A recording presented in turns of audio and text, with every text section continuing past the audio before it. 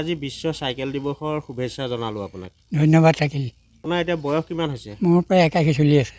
আজিও চাইকেল চলাই? আজিও চলাই থাকোঁ। চাইকেলখনে মোৰ এক নম্বৰ সম্পদ। জলৈ তলৈ বিয়া সবাহৰ পৰা ধৰি আলহী উঠি এইফালে মই গহপুৰ পৰ্যন্ত গৈছোঁ, চাইকেলত আপ ডাউন কৰিছোঁ। এয়াই মোৰ চাইকেলখন অতি আপোনাৰ। চাইকেল নহ'লে মই দিনতে আন্ধাৰ। চাইকেলখনতে মই গোটেই ভিত্তি দি জীয়াই আছোঁ। চাইকেল আপুনি কিমান বছৰৰ পৰা চলাইছে? মই বছৰটো পাহৰিছোঁ, কিন্তু LP স্কুলত থকা পৰাই মই শিকা। মনটো এটা অনুভৱ আহে যেন মোৰ শৰীৰটো কিবা অসুস্থতাৰ পৰা সুস্থলৈ যেন গৈছে নেকি, বা ভাগৰ যুগৰ বোলা বস্তুটো মোৰ চাইকেল চলালেহে যেন ভাল হৈছে, এনেকুৱা কিছুমান মোৰ ভাৱ আহে। স্বাস্থ্যটোৰ ওপৰতো যেন কিবা এটা মোৰ প্ৰভাৱ পৰে, এনেকুৱা এটা ভাল ভাৱ আহে। মনটো ভাল লাগি থাকে, খুব ভাল লাগি থাকে চাইকেল চলালে। এতিয়া 80 বছৰ পাৰ হোৱাৰ পিছতো আপুনি চাইকেল চলাই গৈ ফুৰে, অসুবিধা নহয়নে? অসুবিধা তেনেকৈ নহয়, হয় যদিও মানে মানুহৰ গাড়ীৰ হেমগাম থাকিলে, ধৰি লওক নাৰায়ণপুৰ এৰিয়া, বিহপুৰ এৰিয়া, মাধলপুৰ জনজাত জেগাবিলাকত মই সম্ভাৱনা দেখিলে নামি পেলাই খোজকাঢ়ি পাৰোঁ। বাধা নিদিয়ে নে আপোনাৰ? ঘৰত দিয়ে, দিলেও মোৰ আকৌ কাম নাহে নহয়। এতিয়া মই নাৰায়ণপুৰ মাৰ্কেটিঙলৈ গৈয়ে থাকিব লাগে, তাতে মই সভাপতি হৈ আছিলোঁ।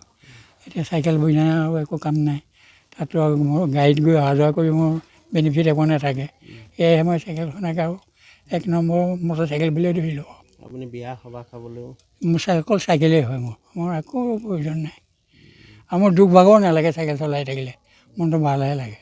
এতিয়া নৱপ্ৰজন্মই এতিয়া চাইকেল চলাবলৈ এৰিছে, বাইক গাড়ী চলাবলৈ লৈছে, তেওঁলোকলৈ কি আহ্বান জনাব আপুনি? তেওঁলোকে নৱপ্ৰজন্মই মটৰ চাইকেল চলোৱা এটা কথা আছে, আগত আমাৰ যিটো সম্পত্তি হিচাপে আমি ভাবি পেলাই চলি আছিলোঁ, কিন্তু নৱপ্ৰজন্মৰ কাৰণে এতিয়া মটৰ চাইকেল এখনে সেই বস্তুটো যেন উপলব্ধি কৰিছে।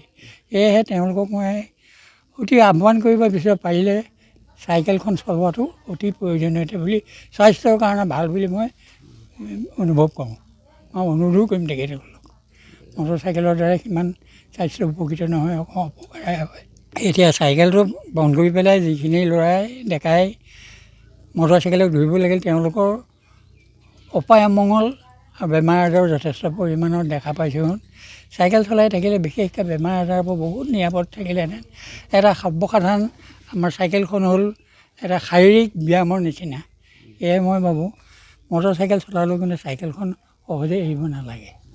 মই অনুৰোধ কৰিম নৱপ্ৰজন্মক, বাইকত চাইকেল চলাওক।